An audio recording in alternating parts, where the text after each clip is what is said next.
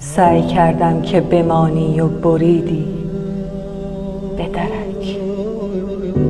کارمان را به غم و رنج کشیدی به درک. به جهنم که از این خانه فراری شدی. عاشقت بودم و هرگز نشنیدی به درک. میوه کال غزل بودم و از بخت بدم تو مرا هرگز از آن شاخه نچیدی به درک. فرق خرمهره و گوهر تو نفهمیدی چیست.